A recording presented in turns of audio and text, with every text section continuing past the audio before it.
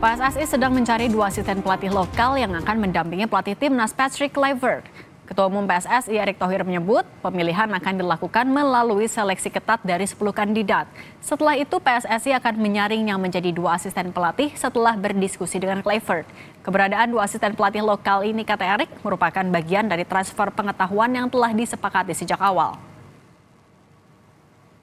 Agreement saya dengan Patrick Kluivert mesti ada transfer knowledge, ya kita coba mencari 2 pelatih lokal yang terbaik yang memang bisa nanti menyatu dengan timnas senior. Nanti yang pasti kan dari database yang kita punya yang tadi jumlahnya banyak, kita coba seleksi dengan tim pakar kita, mungkin dapat 10 gitu. Dari 10 ya kita akan usulkan ke Patrick dan tim untuk bisa nanti menentukan 2 pelatih pilihan mereka gitu.